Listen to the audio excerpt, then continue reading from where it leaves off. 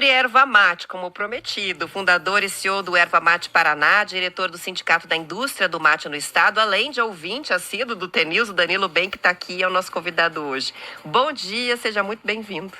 Bom dia, Roberta, bom dia, ouvintes, bom dia, telespectador. Um prazer estar aqui. Muito obrigada por vir, né? Você trouxe um monte de coisa para mostrar pra gente. Ele veio já com a cuia, ou seja, quase não é fã, né, de erva mate. Antes da gente falar sobre propriedade, sobre a história, que é muito interessante, né?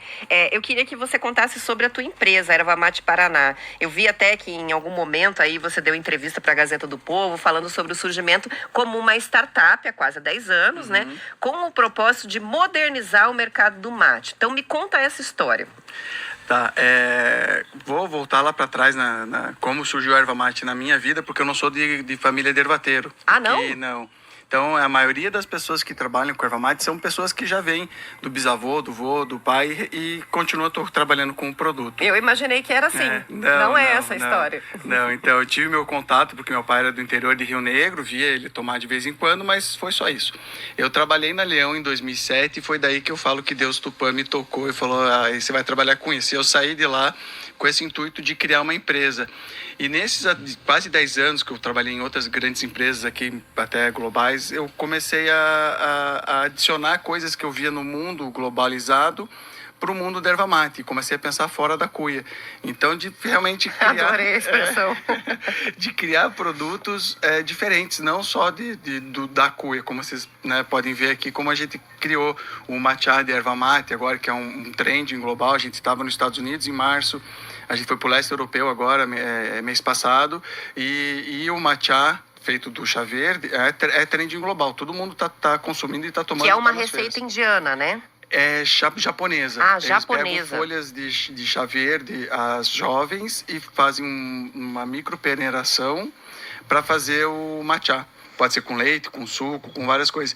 E nós abrasileiramos, fizemos com folhas de mate verde, a mesma coisa, e hoje atendemos cafeterias, restaurantes, locais, lanchonetes para fazer o matcha com o produto brasileiro.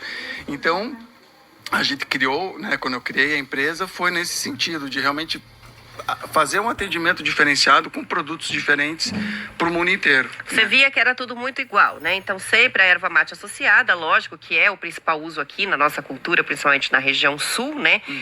De ser o chimarrão.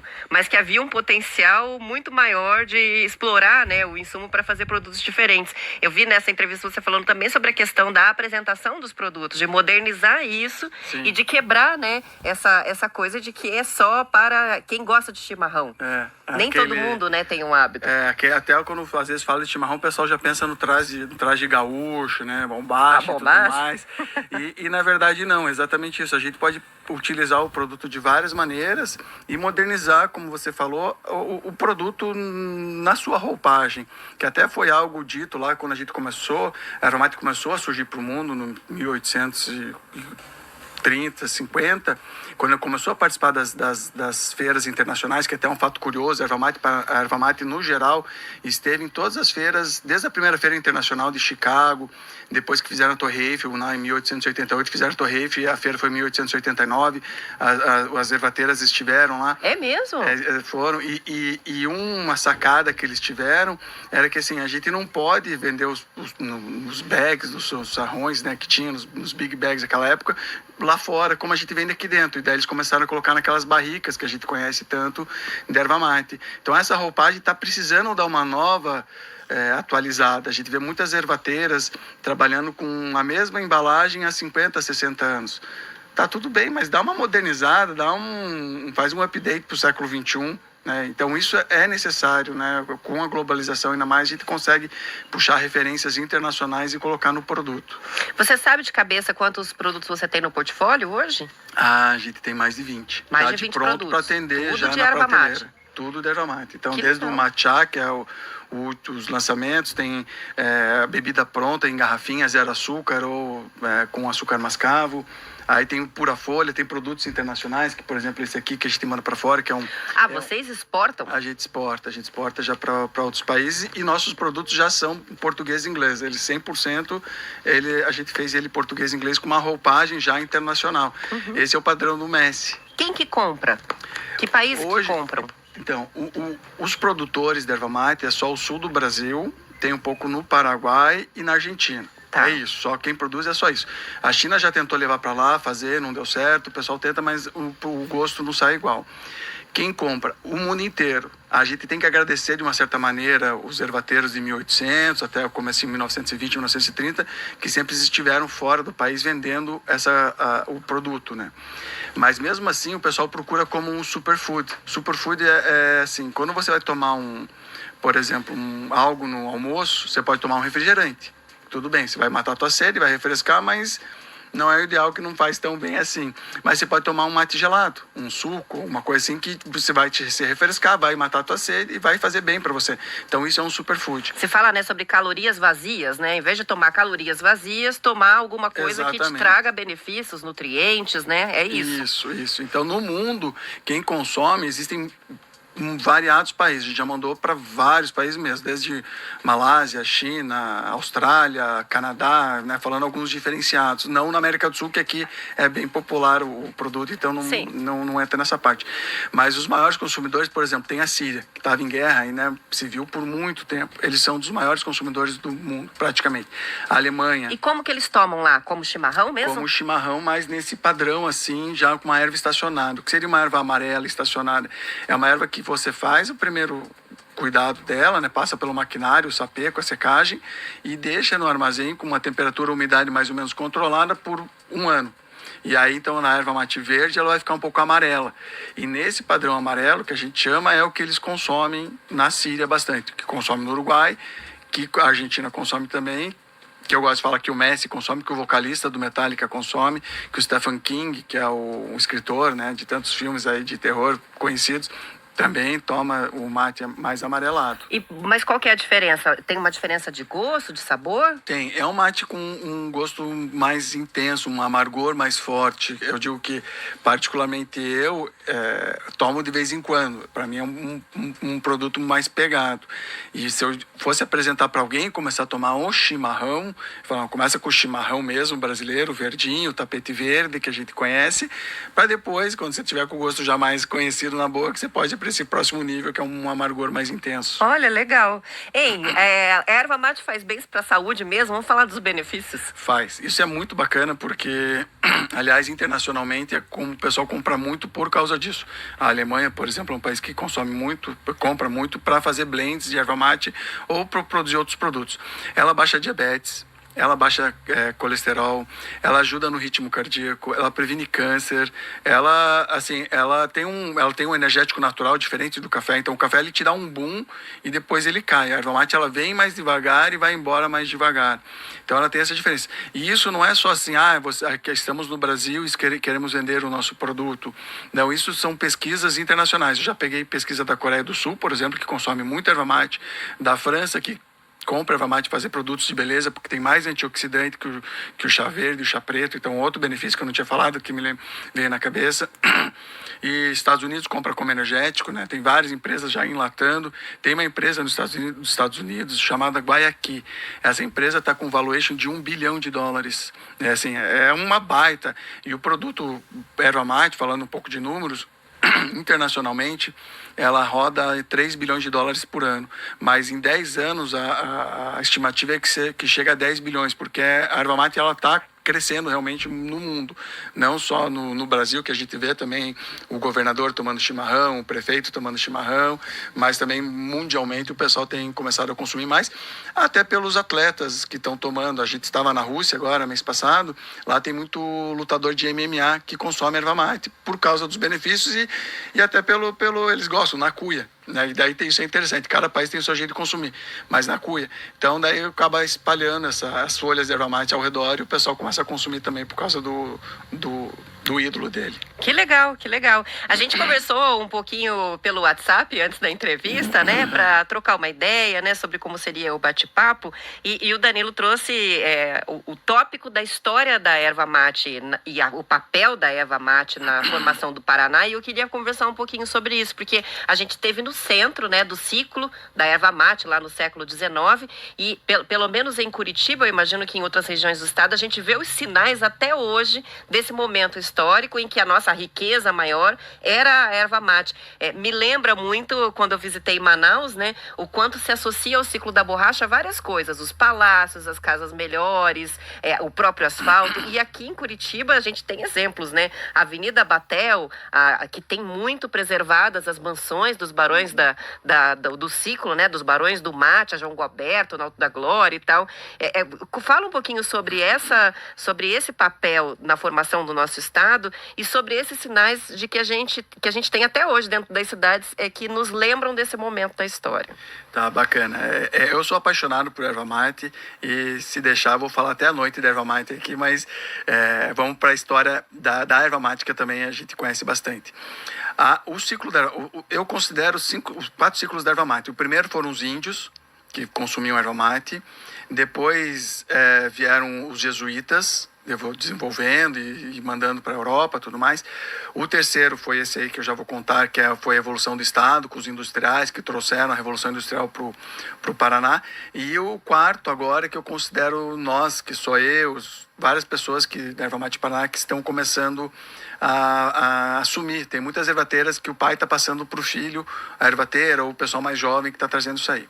Sobre a história do Paraná, então, entrando ali no terceiro ciclo, foram os industriais da erva mate que, por exemplo, desenvolveram as hidrovias. Tem muitos portos em vários rios, vou falar de Rio Negro ali, foi desenvolvido por causa da erva mate. O Museu Paranaense, o passeio público ali, que foi a Mate Real com os Fontana e o Barão do Céu Azul, que ajudaram a fazer todo o desenvolvimento.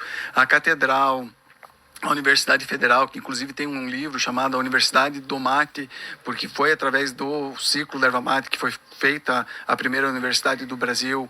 Por isso que a nossa é a primeira universidade do Brasil, aquele campus da Santos Andrade, isso. Por causa do mate. Por causa do mate, Olha por só. causa do ciclo. Então, assim, o Clube Curitibano, a Associação Comercial do Paraná, a qual eu faço parte também, né, ali que o Barão do Céu Azul fundou, o Graciosa. Então, assim, a Impressora Paranaense, tem muitas histórias de erva mate e do ciclo. O próprio Shopping Miller era uma fundição dos Millers, que se levava carroça lá e maquinário para arrumar lá ali no centro de Curitiba. Então, a bandeira do Paraná, inclusive pelo ciclo econômico da erva mate, a gente chegou para São Paulo, que a gente era São Paulo, né? Nós éramos um estado parte só. de São Paulo, né? Então a gente foi lá e falou, não, nós temos dinheiro suficiente, temos tecnologia, então estamos desenvolvendo e queremos ficar independentes. E por isso a nossa bandeira tem um ramo de erva mate e um ramo de araucária. Ou seja, está associada até à emancipação do Estado. Tá, exatamente. E ferrovias, a própria ferrovia da Graciosa foi feita por causa do movimento da erva mate. E era o ciclo. E eram pessoas ervateiras, eram muito bacana, eu gosto de comentar isso, eram pessoas muito boas.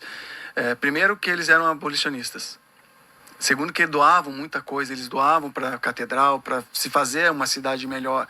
Próprio passeio público que eu comentei, eles se envolveram ali para deixar uma cidade melhor, para o planejamento. Ali era um lamaçal praticamente. E eles foram lá, aplicaram todo o conhecimento que eles aprenderam fora do país, em outros países, para se fazer o passeio público hoje que a gente conhece, que é muito bonito. Fantástico. São 7h47, hora da gente fazer uma pausa rapidinho, a gente já retoma a conversa aqui sobre erva mate. News. Tá na cabeça, tá no coração. How fast is this, Sabrina?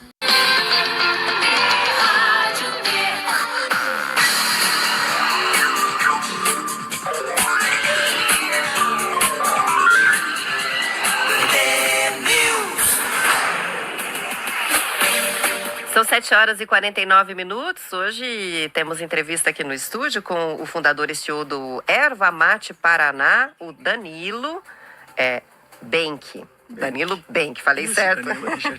Então, a gente estava falando antes do intervalo sobre o ciclo, né, da erva mate, sobre toda a história associada a isso, da força do Paraná dentro desse ciclo. O ciclo passou, mas Paraná ainda tem um papel importante na questão da produção e eu queria que você falasse sobre isso. Qual que é o peso hoje da erva mate para a economia, para a produção agrícola aqui do estado? Tá, isso é bem bacana, porque assim, o pessoal, quando eu conto isso, o pessoal abre o olho, arregala o olho. De extrativista, a erva mate só perde para madeira. É o segundo que mais traz dinheiro para o estado. E acima de tudo... muito forte, então. Muito forte. Ele é sustentável, foi considerado pela ONU como uma das agriculturas aí sugeridas como 100% sustentável. E pequenas famílias podem fazer, mesmo criando porco ou plantando soja, outras coisas, eles podem plantar erva mate também em terrenos irregulares ou junto com a criação de porco, que dá um segundo sustento para as famílias. Então tem muitas famílias, estima-se que são 500 mil famílias que estão envolvidas na erva mate de uma maneira ou outra aqui no estado. Então é muito forte em vários sentidos, como trazer dinheiro, emprego e sustentabilidade. Isso é um ouro verde, né, como eu gosto de chamar. Legal. Outro ponto, vou colocar a pergunta que o Marcelo deixou aqui encomendada, né? Ele estava falando sobre a questão do beneficiamento, né? Não só da erva mate, mas do chá em geral. E a história de que a nossa erva mate vai passear na Europa para depois voltar para o Brasil. Explica isso pra gente. Isso. Ele falou até da Moncloa, que é do Sim. Rodrigo e do Eduardo, ali que eu conheço também. A gente já fez parcerias aí, sempre estamos juntos. Ah, legal.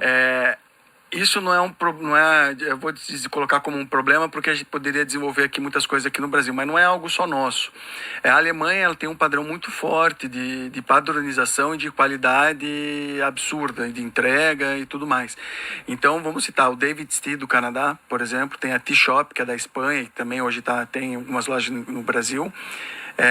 Eles fazem a mesma coisa, eles compram da Alemanha o produto pronto, já com o blend já padronizado e qualificado, porque quando você tem uma franquia, você precisa ter o mesmo sabor em todas as franquias e sempre. Você não pode fazer um blend uma hora ou outra. Não é porque aqui não se tem um bom mate. Aqui acaba, como eu falei, globalmente acaba sendo melhor fazendo isso. Mas a gente poderia, se tivesse alguma empresa aqui no Brasil que tivesse essa padronização, daria para fazer aqui tranquilo. Interessante. Com relação ao futuro, né?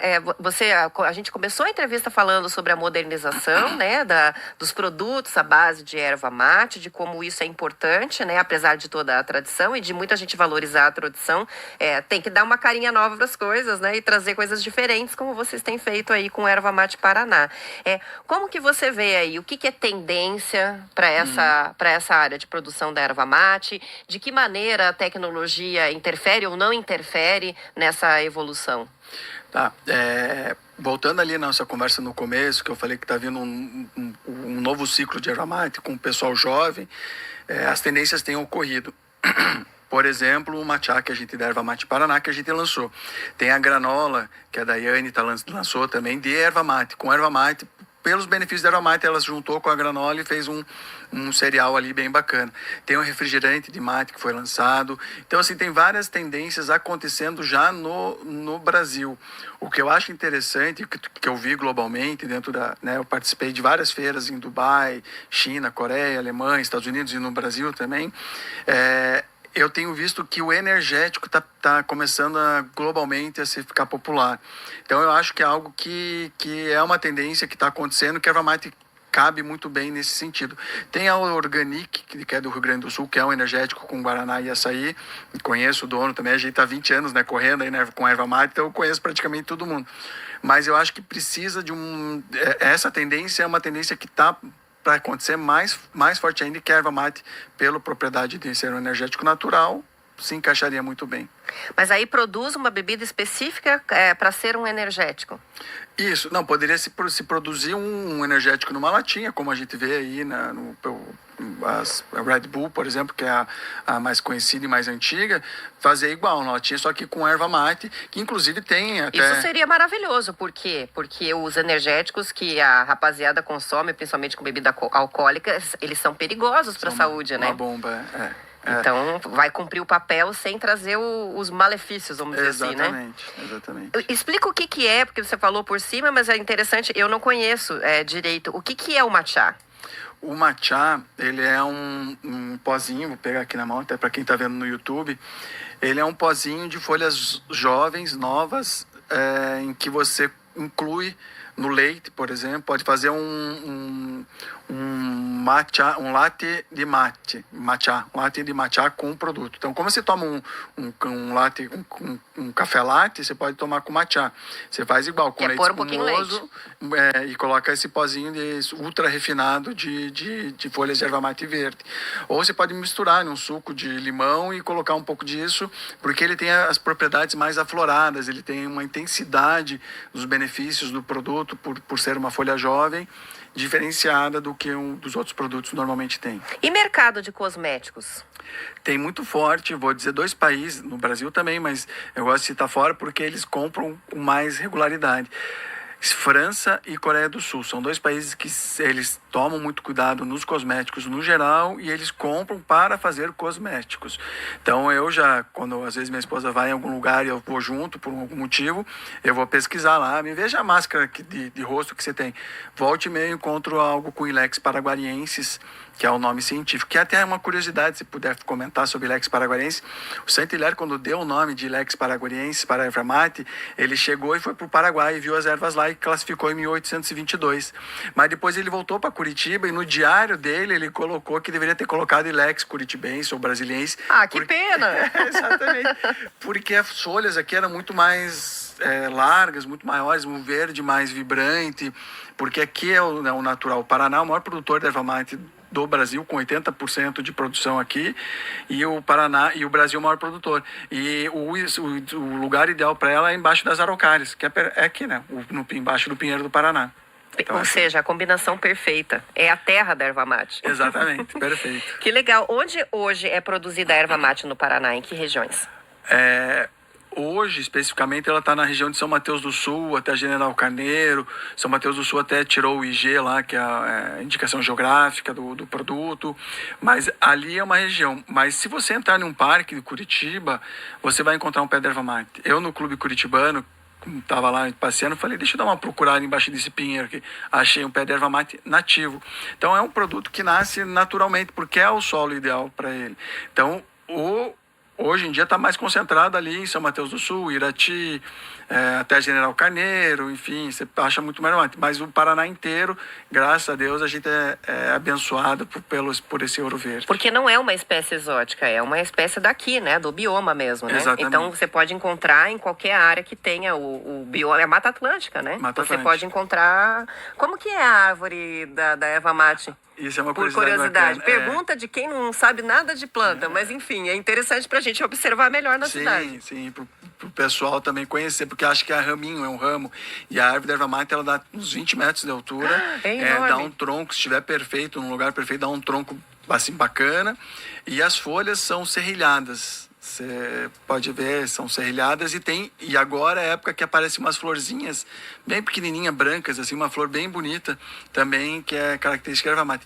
E aí vem um outro caso que eu acho que falta mais estudo nas universidades para desenvolver, o que se pode fazer com essa flor da erva mate. Olha lá, ontem a gente estava falando sobre o uso da flor do café para fazer chá. Aí, então tem um potencial aí, né? Sim, com certeza. Muito bem, agradeço muito pela conversa, quantas informações legais. Danilo Ben, que é fundador da Erva Mate Paraná, ele também é diretor do Sindicato da Indústria do Mate aqui no estado.